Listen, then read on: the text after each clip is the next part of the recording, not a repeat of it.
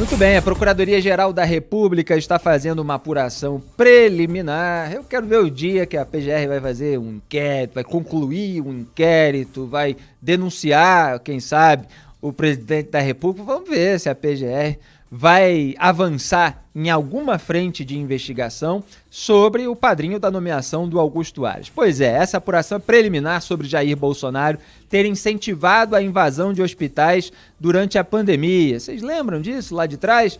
O objetivo, segundo o presidente, era que seus apoiadores checassem o verdadeiro nível de ocupação de leitos. Essa é a alegação que ele deu, mas não foi dessa maneira que ele falou na ocasião.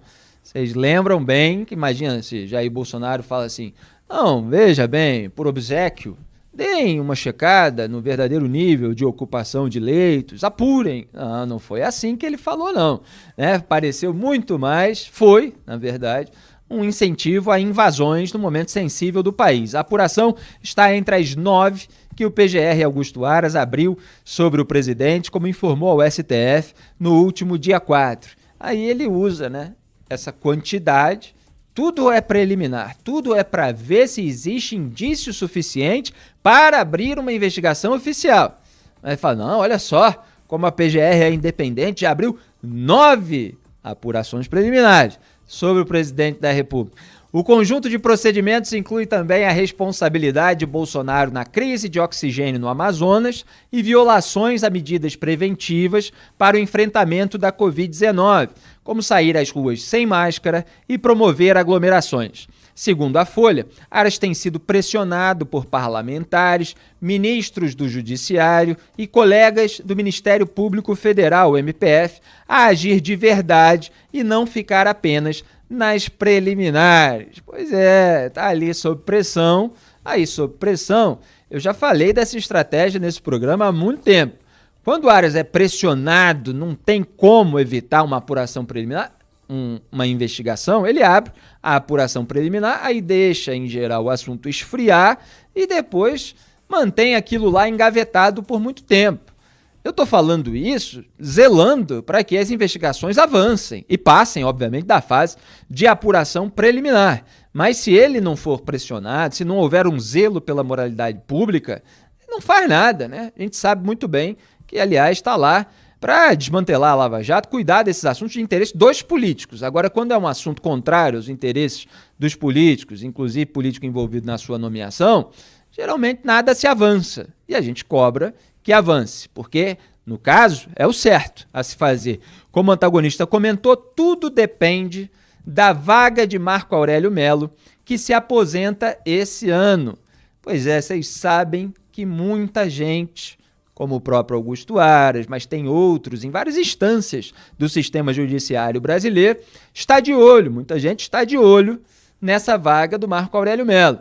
Depois que o nosso Cássio do Centrão, como chamava o Ciro Nogueira, líder do Centrão, em relação, claro, ao Cássio Marques, foi indicado para a vaga do então decano Celso de Mello. Agora, a próxima a abrir é do Marco Aurélio Mello e, lamentavelmente, vocês vejam que o Marco Aurélio Mello é aquele que, muitas vezes, ele não ele tem uns momentos de exceção em que ele gosta também de ficar contra todo mundo, vai para um lado, vai para o outro, mas ele, em muitos casos, fica do lado do Gilmar Mendes, do Ricardo Lewandowski, do Toffoli, que é aquele trio inseparável, que quando dominava a segunda turma do STF, libertava tudo que era réu, ganhando, formando maioria contra Luiz Edson Fachin e Carmen Lúcia. Esse trio foi desfeito, o ministro Dias Toffoli acabou indo para a presidência da corte, depois o Cássio Marques é que assumiu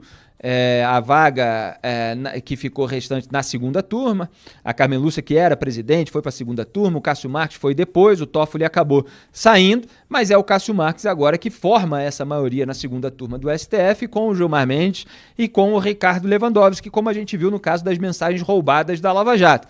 Naquela ocasião, lamentavelmente, Carmen Lúcia se bandeou para esse lado e formou um 4-1, sendo esse voto perdido, voto vencido, como eles dizem no jargão da Suprema Corte, do Luiz Edson Fachin. Então, o Augusto Aras também está de olho na vaga do Marco Aurélio Mello. Todo mundo sabe disso há muito tempo. Uma das razões pelas quais ele pode não avançar demais sobre o presidente da República, porque tá um espetáculo assim de disputa de quem bajula mais, de quem blinda mais, de quem protege mais o presidente da República e os seus familiares e os seus aliados, para tentar ficar bem na fita com ele, para que ele tenha confiança de indicar para o Supremo Tribunal Federal. Vocês vejam que distorção, que deturpação dos critérios técnicos que deveriam prevalecer, e técnicos, inclusive, sobre a carreira do magistrado a ocupar um cargo na mais alta corte do país. Não, a gente sabe que o presidente tem uma família com telhado de vidro, que o inclui, já que ele recebeu depósitos do Fabrício Queiroz e da Márcia Aguiar, esposa do operador de desvio de dinheiro público, no gabinete do seu filho, Flávio Bolsonaro, seu do presidente. A gente sabe que ele quer botar alguém lá que não cause problemas para ele, como ele queria botar na Polícia Federal, o Alexandre Ramagem, no cargo de diretor-geral. Não conseguiu, a nomeação foi suspensa pelo ministro Alexandre de Moraes, depois da saída do Sérgio Moro do governo, depois de todas aquelas declarações, a vinda à tona da foto do Alexandre Ramagem abraçado ali com a turma do Carlos Bolsonaro num Réveillon, as mensagens divulgadas pelo Moro para refutar a mentirada que o Bolsonaro começou a disparar em rede nacional para atingi-lo. Ele sempre quer colocar alguém de confiança no pior sentido, que é de confiança de que vai atuar pela blindagem, pela impunidade, por esse alegado garantismo, que é o termo assim mais técnico para fingir que não é uma atuação pela blindagem, pela impunidade. Não, veja bem, que é o garantismo e tal, conversa fiada. É garantismo de impunidade, garantismo de blindagem. É isso que a gente tem visto em várias esferas do poder, inclusive lá na ala anti-Lava Jato do Supremo Tribunal Federal. Então vamos ver se essas investigações que são necessárias a respeito do comportamento negacionista e sabotador do presidente da República na pandemia, se elas vão realmente avançar. Será? Fica a pergunta para vocês responderem, inclusive no chat. Vocês acham que, se o presidente da República não indicar o Augusto Aras para a vaga do Marco Aurélio Mello no Supremo Tribunal Federal, o PGR pode ficar mais incisivo contra o presidente? Ou vai haver ali uma nova costura, etc.?